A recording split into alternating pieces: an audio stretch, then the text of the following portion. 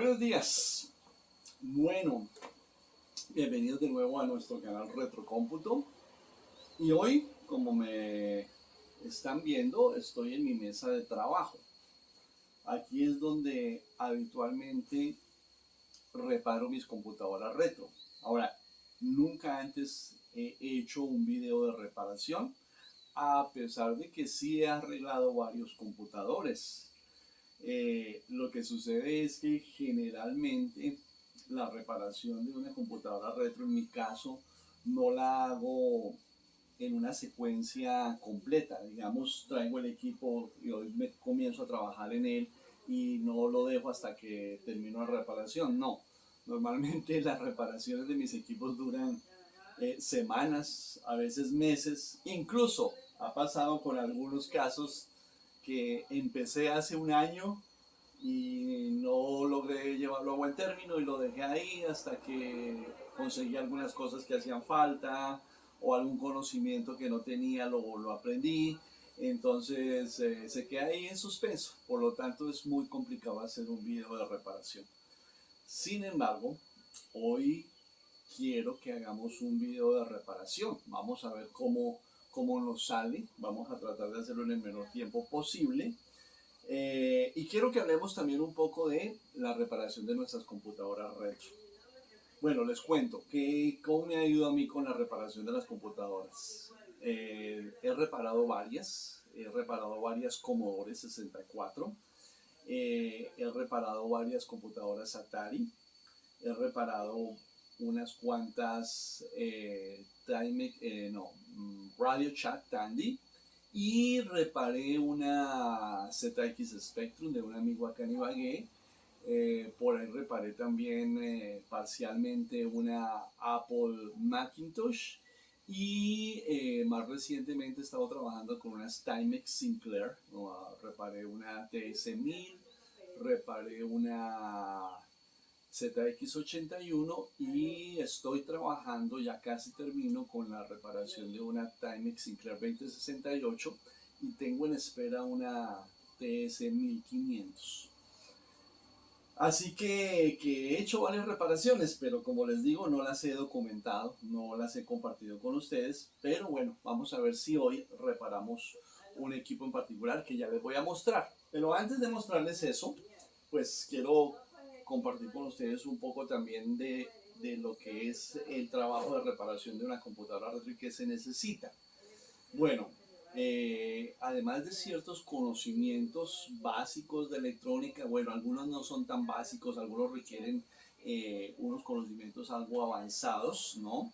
Es necesario tener habilidad para desarmar, es necesario tener habilidad para volver a armar las cosas, que no te vayan a sobrar tornillos. Es necesario también tener ciertas habilidades con la soldadura y la desoldada de componentes. Eso es una tarea bastante complicada, pero han salido herramientas que nos facilitan el trabajo. Por supuesto, se requieren también ciertas herramientas especializadas. Entonces quiero mostrar algunas de las que uso con mayor frecuencia y que tengo acá en mi mesa de trabajo. Bueno, por acá tengo una de mis preferidas. Por ahí les dejo un link de una revisión que hice de esta herramienta, que es una pistola de desoldar, que calienta la soldadura, la funde y tiene una válvula de vacío que succiona la soldadura y deja el componente limpio de soldadura. Esto facilita muchísimo la desoldada de los componentes. Después tenemos una indispensable, que es un buen cautín con regulación de temperatura, y a veces algunos componentes, después de haber succionado la soldadura, se niegan a salir de sus zócalos. Entonces ahí es muy útil una estación de aire caliente, que también por acá les dejo un link de una revisión que hice de ella y que ayuda muchísimo a desoldar el componente. Bueno, se requiere también, muchas reparaciones requieren diagnóstico respecto al funcionamiento de los chips, y lo ideal para eso sería tener un osciloscopio, pero no tengo un osciloscopio porque son sumamente costosos y además su manejo y su entendimiento de funcionamiento e interpretación de lo que nos muestra, No es algo que esté al alcance de todo el mundo, particularmente a mí me faltaría mucho aprender sobre el uso de un osciloscopio, así que no tengo algo como eso, tengo cuestiones más básicas, como por ejemplo este pequeño probador de componentes electrónicos que prueba diodos, resistencias, transistores, condensadores y eso. Es necesario, por supuesto, también tener un muy buen eh, multitexter que te permita medir voltajes, resistencias, que te pueda permitir saber si hay continuidad. Es muy útil que tenga esa alarma auditiva.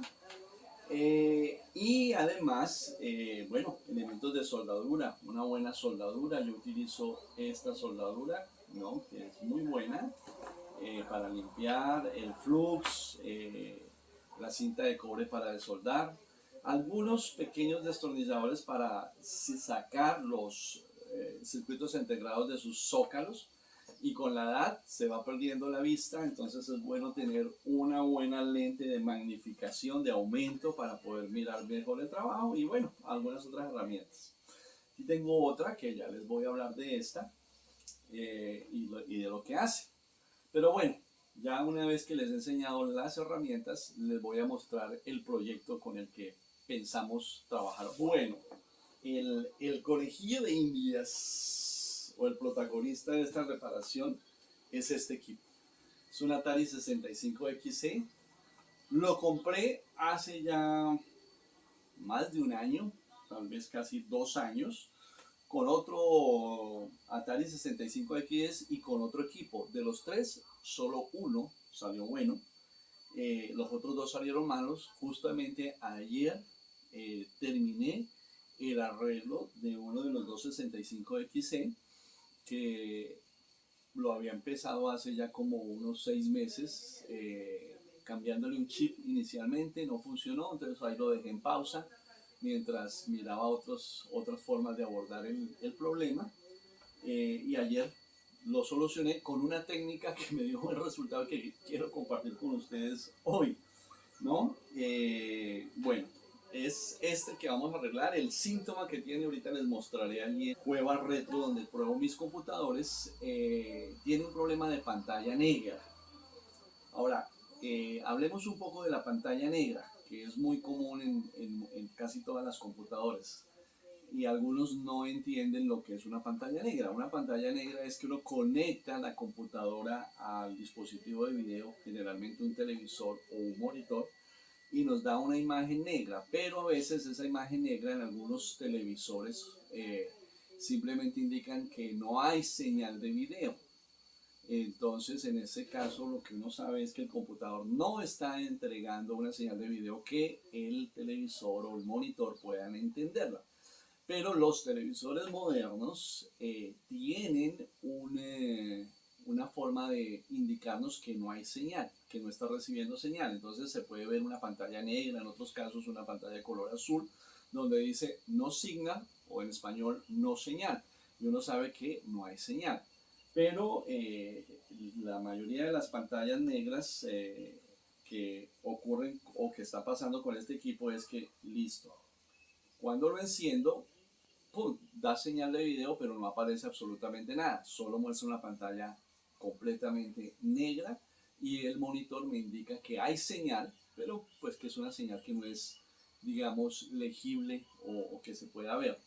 Entonces, esa primera diferenciación frente a eso. Ahora, los problemas de pantalla negra, dependiendo de la marca de computador, pueden tener múltiples causas que la pueden provocar. Son muy comunes en los Commodore 64. Y la mayoría de ellos, por experiencia, me he dado cuenta que tienen que ver con el chip PLA, pero también pueden ocurrir por algunas de las ROM del kernel, por el chip de video, por los chips asociados al manejo de video, incluso por varias memorias RAM. Entonces, el primer punto es cómo abordar el problema para la reparación del equipo retro. Entonces, sin duda hay que empezar primero por unos pasos muy básicos y elementales y que son fundamentales. La primera de ellas es asegurarse de que el suministro de corriente que estoy usando esté entregando los voltajes que le debe entregar al equipo. En estos equipos viejos las fuentes originales suelen dañarse y entregar voltajes incorrectos, y son esos voltajes incorrectos los que dañan los equipos. Entonces hay que revisar muy bien la fuente de poder. Si la fuente de poder está entregando el suministro que debe entregar al computador, hay que entonces entrar a verificar que esa distribución de corriente al interior de la computadora es la correcta.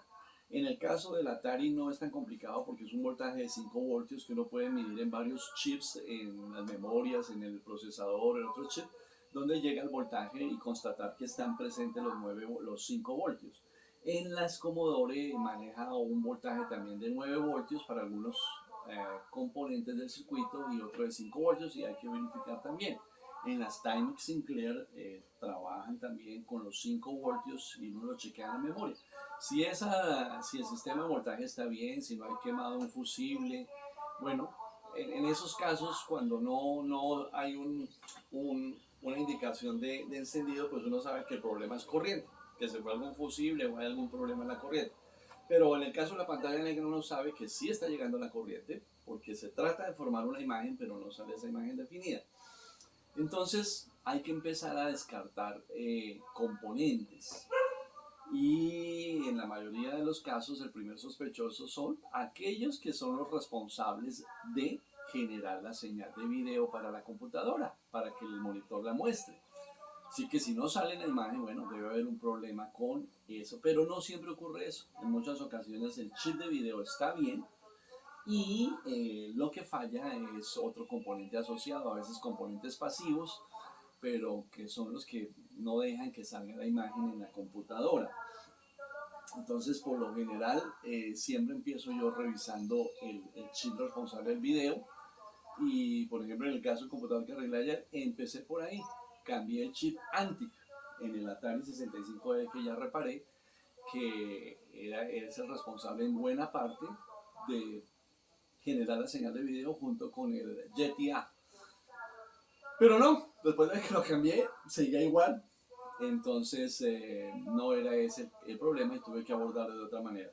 Ahora, aquí viene la parte más importante de mi sistema o de mi forma de abordar o de arreglar estas computadoras antiguas. Y es que definitivamente si tú no tienes unos buenos esquemáticos y un osciloscopio que permita mirar que están llegando las señales a donde deben llegar, pues eso va a ser muy difícil saber cuál es el chip que está en mal estado. Así que en mi caso, la solución para esta falta de esa herramienta es tener otro computador bueno. Es lo que yo llamo mi computador de pruebas. Déjenme les miren, aquí tengo un Atari 130XE que su arquitectura es muy similar al del 65XE, realmente la única diferencia que hay es cantidad de memorias, y le tengo acá el letrero pruebas.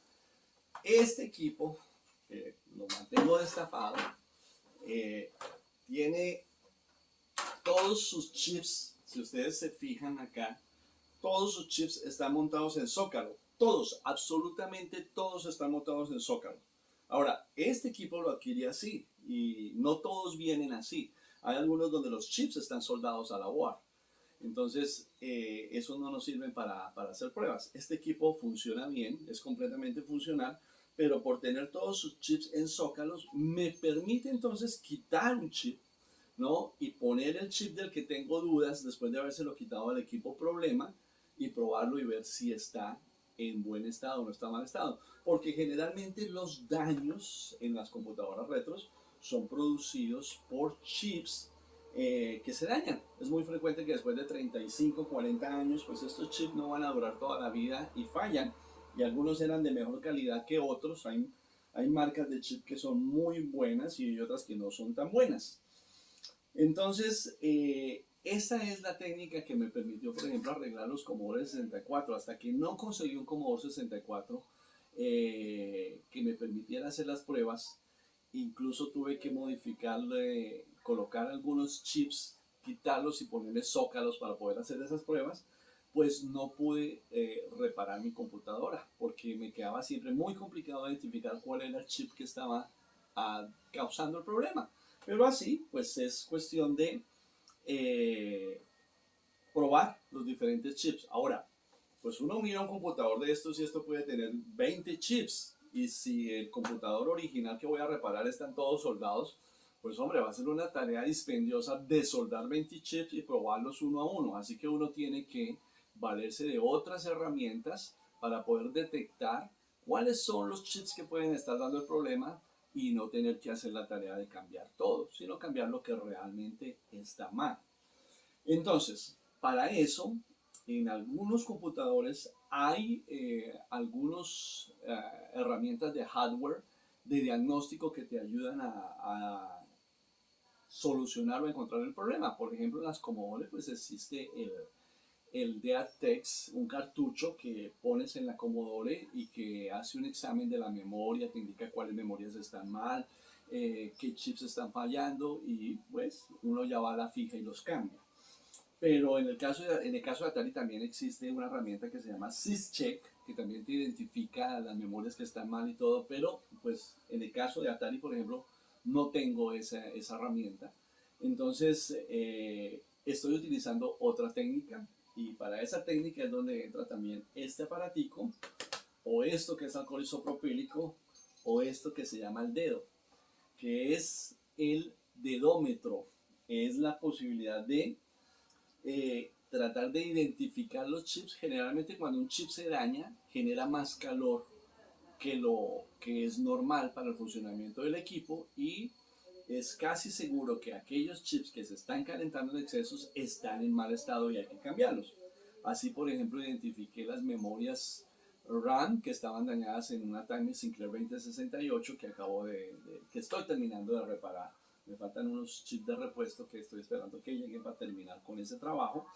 Y así abordé también en la reparación ayer de la otra Atari 65, ¿no? De hecho aquí verán que este chip tiene el letrerito ANTI, fue el primero que cambié, pensando que como era responsable del video era el que no dejaba funcionar la computadora, pero no, después de que lo cambié no funcionó y dije bueno y ahora hay que mirar a ver qué otro chip, pensé quitar el JTA o pensé en las memorias, pero dije no, voy a probar con temperatura. ¿Cuál es la técnica? Entonces la técnica que usé fue esta. Cogí este Atari 130 que está en buen estado, lo conecté, lo encendí y esperé 10 minutos a que cogiera la temperatura normal sin trabajarlo, solo con la pantalla de Basic, con el Ready allá quieto. Y después comencé a medir la temperatura, ¿no? Entonces utilicé este que es un termómetro digital, ¿no? Un termómetro que me permite dirigir un punto láser a un chip y mostrar que está en 27 grados centígrados, que justo es la temperatura ambiente que tenemos en este momento acá en Ibagué. Entonces, en una hoja anoté las temperaturas normales de funcionamiento de cada chip, que no es la misma. Hay algunos chips que trabajan con más calor y otros con menos calor. Unos generan más calor que otros. Pero ya teniendo una referencia, voy a dejarles ahí una hojita de Excel que hice comparando las temperaturas en la reparación de ese Atari 65XE. Me di cuenta, ¿no?, de cuáles eran las temperaturas normales de funcionamiento. Desconecté el equipo de prueba y conecté el equipo problema. Lo volví a dejar encendido 10 minutos en las mismas condiciones de temperatura ambiente y hice la lectura de las temperaturas de todos los chips y descubrí que en algunos la variación era casi muy poca, en otros variaba tal vez 1, máximo 2 grados de temperatura, pero encontré un chip en particular que subió su temperatura casi 4 grados y medio más en comparación del normal. Entonces dije, ese debe ser el que está fallando. Y en el caso de Atari 65XE, el que incrementó su temperatura en tantos grados fue la CPU, que no era mi candidata inicial a cambiarla. Mi candidata inicial era el JTA, pero vi que el JTA tenía básicamente la misma temperatura que en el equipo normal. pero que la CPU se estaba generando casi 5 grados más de temperatura. Entonces me fui por ese y bingo, ese era el chip que tenía problemas. Una vez que lo cambié, el equipo volvió a dar su indicador de rating y quedó arreglado el equipo, quedó solucionado el problema. Entonces es la misma técnica que vamos a usar con este equipo. Primero voy a hacerle esa comparación de temperatura y procederé a cambiar los chips que de pronto estén dando lecturas de temperatura más allá de las que son las normales. Ya este equipo antes le revisé su fuente de poder, trabaja bien, sus voltajes internos están correctos. Entonces es cuestión de mirar a ver cuál es el chip que nos puede estar fallando. Así que vamos primero a mirarlo, a mirar el problema en la mesa de trabajo. Veamos qué sucede entonces con este Atari 65XC. Voy a conectarlo a mi fuente de poder que ya está aprobada y voy a revisarlo por la conexión de audio y video. Incluso voy a poner la de RF porque a veces me pasó con un equipo, con otro 65XC, que no me daba señal de video por el conector de monitor, pero que por el de radiofrecuencia sí. Justamente lo tengo acá. Es este equipo que es otro 65XC, que era del Ministerio de Educación. Y este conector de monitor internamente lo deshabilitaron y lo usaron como una derivación del puerto SIO, seguramente para poder conectar algún dispositivo que iba al SIO, pero que al no conseguirse en los cables SIO, era más fácil un conector de estos de tipo de 5 pines, redondo, un DIN 5 pines. Entonces por eso no me daba señal de video, yo creí que el equipo estaba dañado, pero cuando lo conecté por RF, pues dio su imagen de video. Bueno, vamos a encenderlo. Entonces ya lo conecté, ya tengo mi televisor y noten que mi monitor me avisa que no hay señal. Tiene un aviso que dice sin señal, sin señal. No me da una pantalla negra, algunos dan una pantalla negra, este da una pantalla azul. Entonces es más fácil detectar el inconveniente. Me aseguro de que está en audio y video 1, que es el conector que tengo conectado al monitor, a la salida de monitor de la computadora. Entonces encendamos. Lo enciendo y miren, inmediatamente pantalla negra absoluta y muy poquito se ilumina el LED del teclado, pero me indica que de todos modos está llegando corriente. Lo apago y vuelve otra vez la pantalla ya. Ahora miremoslo por video, por RF. Entonces voy a cambiar acá a HDMI, PC y listo, canal 3. Ahí tengo ya entonces. Y por RF también me aparece el aviso sin señal. Lo enciendo y ahora me indica que es NTSC y que está en modo manual. Y si notan, dio un parpadazo, un parpadeo. Trató como de dar una imagen, pero bueno, no salió la imagen finalmente. Entonces, ese es el problema que tenemos. Hay muchos problemas en Atari, pero como nos vamos a centrar en este, porque hay otros que tienen otros problemas, ¿no? Déjenme, les muestro, aprovecho y les muestro la curiosidad de lo que me pasó con este otro que tengo acá, que pues también está en proceso de reparación, pero bueno, este va a ser más fácil la reparada. Le conecto la corriente, le conecto el monitor que sé que no funciona y le conecto el RF. Y vean, pónganle cuidado. Voy a ir de nuevo otra vez a audio y video 1. Audio y video 1. Lo enciendo, se enciende la luz, pero no pasa absolutamente nada. Sin señal, no recibe señal. Y uno diría, uy, este equipo está bastante grave porque ni siquiera da señal de video. La razón, como les dije, es que modificaron el puerto inhabilitaron el puerto de video, el conector de video, y por eso no da señal por acá. Entonces dije, bueno, probémoslo por RF también. Entonces ahora vamos a probarlo por RF. Entonces lo sintonizo en el canal 3. Ahí está. ¿No? ¿Listo? Ahorita nos dice sin señal. Sin señal. Lo enciendo. Y miren lo que pasa. ¡Pum! Automáticamente pasa al test de memoria. Nos muestra que la ROM está bien, pero cuando comienza a probar la RAM, comienzan a aparecer cuadros rojos Y ustedes ya saben que esos cuadros rojos nos indican que hay daño en la RAM de este equipo. Pero bueno, por lo menos dio la imagen y todo. Entonces aquí el problema de este equipo es la RAM. Hay que cambiar los chips de memoria RAM.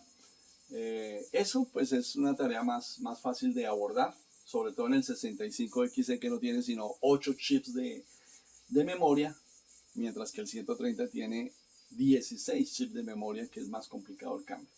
Algunos están buenos, vea, aparece allá un cuadrito verde, pero la mayor parte está en mal estado. Entonces, otro caso ahí, pero que no es el que vamos a trabajar ahora. Entonces vamos a abrir el otro y voy a mostrarles el método de la temperatura. Ya tengo este equipo, lleva un poco más de 10 minutos encendido. Y ahora voy a mirar a ver las temperaturas que hay. En este momento tenemos una temperatura ambiente un poquito más baja que la que teníamos ayer. Tenemos una temperatura de 26 grados centígrados. Entonces vamos a mirar aquí los componentes. Entonces primero la CPU. Entonces aquí estoy utilizando mi termómetro. Y noto que la CPU está dando 40 grados de temperatura en este computador. Entonces anotamos acá 40 grados. La RAM tiene 31, 32, 32, 32, más o menos 31.5. El chip anti que está dando 35, 35, mira, aquí está anotado 36, 35, o sea, 35. El checa, que somos 34.5, 33, 32, 32, 33, o sea, 33. Vamos a ver el OK es este está fresco, 29, 30, 30, 29, entonces estamos en 30. Y vamos a probar el Play, es este, está 29.2, 29.2, 29.2, el GPU que se controla la memoria, acá está en 28.3, 28.3. Y tenemos el PIA es este, que controla los joysticks, está en 30.9, el PIA, 30.9. Y tenemos la ROM, que es esta, vamos a ver, está en 30.7.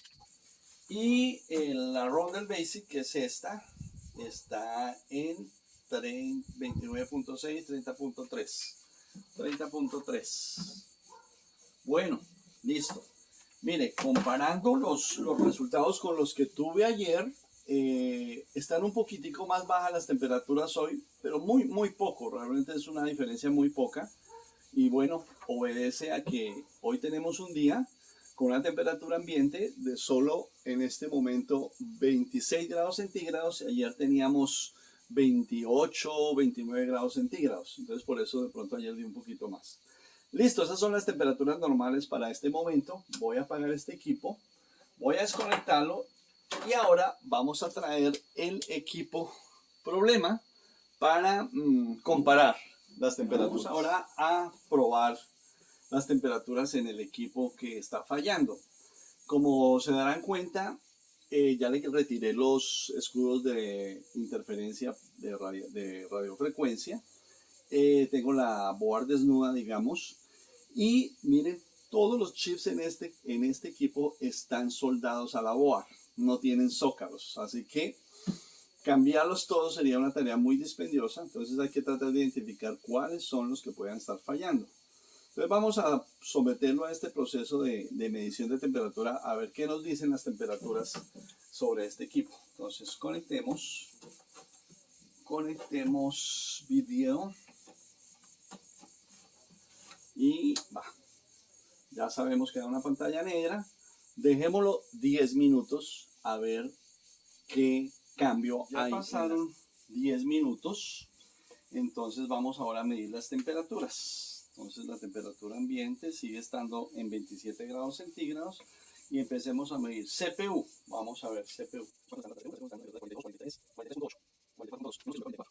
Bueno, la RAM está en 32, 32, 32, 32, más o menos en el RAM está en 32. El ANTI está dando en 34, 9, 33, 33, 32. El ANTI está dando en 33.2. El GTAM está dando en 32.1, de 38.5, 33.4, más o menos de 33. El POC es este, el POC está dando en 39, 32.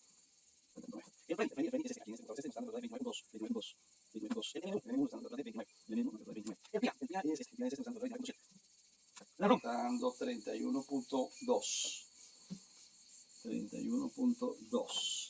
Y la ROM del BASIC, del sistema operativo, esa era el sistema operativo, y la del BASIC, que es esta más pequeña, nos está dando 30 grados. 30, bueno, comparemos. Entonces vamos a apagarlo y vamos a analizar entonces nuestros cambios de temperatura. A ver, miremos. CPU, bueno, por acá va a estar el problema. CPU de una temperatura normal de 40 pasó a 44, un incremento del 10% en la temperatura, 4 grados de aumento. Entonces yo diría que ese puede ser el primer candidato a cambiar. La RAM 31.5, 31.8, una variación muy poca. El Antic 36.5, 36.2, muy poca variación. El Jetia 33 estable, se mantuvo. El Poke 30.9, una pequeña variación que no alcanzó ni a un grado. El Freddy 29.2, la misma temperatura, no cambió. El MMU 28.3 a 29, un pequeño incremento muy bajo. El PIA 29, una pequeña baja de temperatura, muy poca también. La ROM del sistema operativo 32.9, 31.2, muy poca variación. La ROM del BASIC 30.3, 30.6. Como vemos, el mayor cambio de temperatura se dio en la CPU. Así que sé, ya por experiencia, por lo que pasó justamente ayer, que una de las causas más probables de una pantalla negra en un Atari 65XC puede ser la CPU, puede ser también el chip Antic, podría ser el Jetia o algún problema de memoria o incluso a veces algunos de los OS RAM, de la ROM del sistema operativo. Pero como vemos que este se calentó en exceso, pues vamos a empezar por el cambio de ese. Entonces vamos a ir ahora a nuestra mesa de trabajo y el trabajo de desoldarlo. Tiene un chip Rodwell, tiene un CO14806 de fabricación de la empresa Rodwell. Es de la semana 34 del año 83. Bueno, vamos a empezar con ese a ver cómo nos va. Bueno, vamos entonces a proceder a cambiar esa CPU. Lo primero es desmontarlo, entonces tengo que encender mi máquina de soldar. Para estos chips con 350 grados centígrados es perfecto. Ha visto también mi equipo de soldadura y tengo también encendida ya mi pistola de calor. Y bueno, lo primero pues sacar la board para poder entonces proceder al proceso de desoldado. Creo que esto lo vamos a ver en cámara rápida.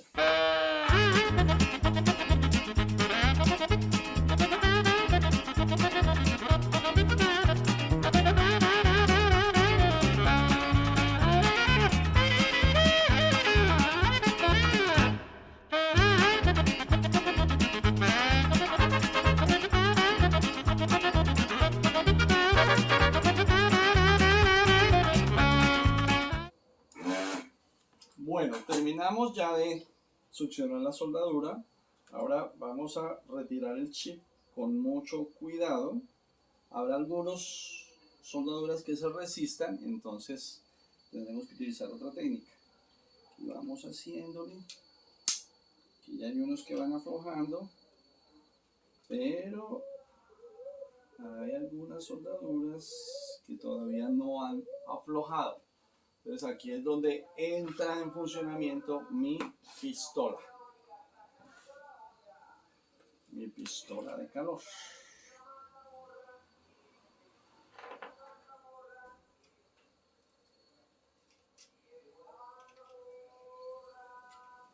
Bueno, salió nuestra CPU, ¿no? Sus pines intactos. Revisamos acá, ningún rastro levantado. Hay que tener mucho cuidado de no ir a levantar las pistas, ¿no? Pero todo se ve excelente. Aquí nos quedó uno con soldadura, vamos a quitar la soldadura. Listo. Ahora, antes de continuar, lo que vamos a hacer es probar esta CPU en nuestro equipo de pruebas, a ver si es la causante de la pantalla negra. Tenemos nuestro equipo de prueba. Vamos a retirar la CPU. Bueno, verifiquemos primero que está funcionando correctamente, ¿no? Porque a veces no hay una falla y entonces después no nos damos cuenta del cambio. Efectivamente, trabaja muy bien. Ready. Apagamos. Entonces, bueno, voy a conectar la corriente nomás. Y con este destornillador que le hice una curvita, es ideal para sacar estos chips. Mucho cuidado para no ir a dañar los pines ni el zócalo. Poco a poco, de lado a lado, voy retirando el chip, la CPU. Hay que tener también mucho cuidado con la orientación, que está definida por una muesca que también está marcada en la serigrafía de la board y en el mismo socket. Entonces, retirado este procesador que es creo que es Synectis, vamos a mostrar este que es el Rodwell. Entonces verificamos bien que ninguna pata esté en mal estado y listo, ahí quedó calzado. Dámosle corriente y vamos a encender a ver qué sucede. Bingo, casi que tenemos un el problema. Ya nos damos cuenta que esa CPU que acabamos de quitar del 65XE nos da una pantalla negra en este equipo que está nuevo. Por lo tanto, ese debe ser el problema. Paso siguiente, montar un zócalo de 40 pines en esa board y probarla con este procesador que sabemos que está bueno. Entonces vamos a eso. Ok, vamos a cambiar el zócalo. Aquí tengo algunos zócalos de repuesto, ya que me van a acabar, pero son muy económicos de conseguir. Los compro por AliExpress. Una recomendación sobre los zócalos: generalmente estas board viejas traen un zócalo de un solo contacto del chip por un solo lado, pero hay zócalos que son dobles, que tienen una especie de así, uno a un lado, uno al otro lado, y el pin entra y queda agarrado de ambos lados. Da mejor contacto que esos que vienen originalmente en las board viejas. Este es de otro tipo, este es de un tipo redondeado. Son buenos, pero me gustan más los que son de doble contacto. Sin embargo, vamos a usar este.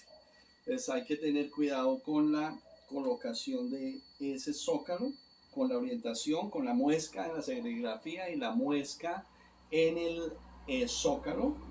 Pero antes de montarlo vamos a limpiar, y vamos a limpiar con alcohol isopropílico por este lado de donde están los componentes, ¿no? Limpiamos muy bien.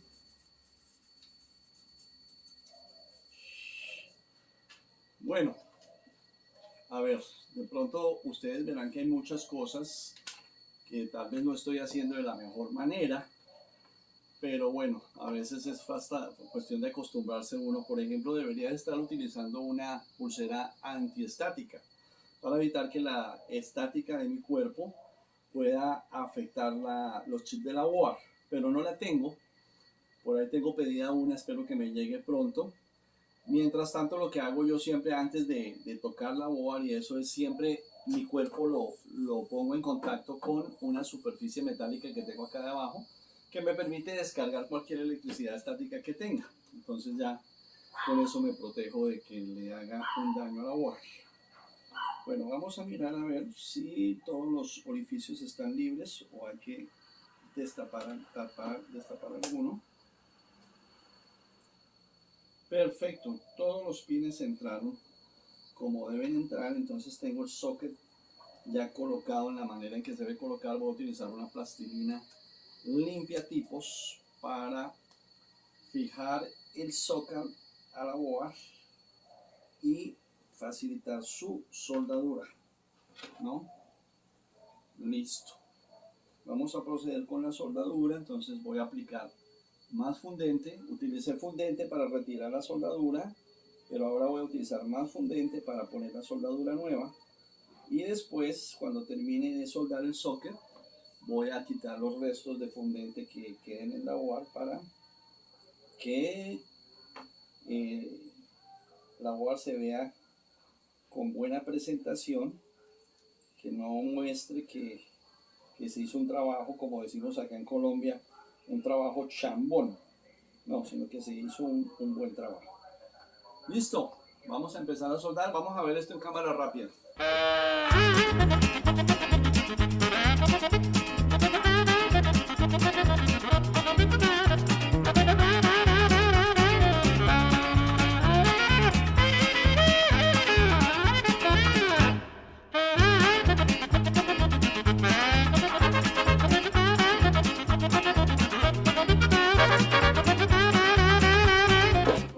terminamos de soldar los pines.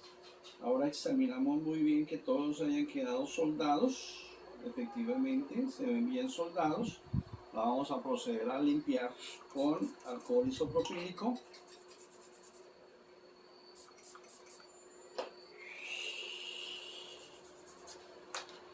Y miren qué bonita esa soldadura.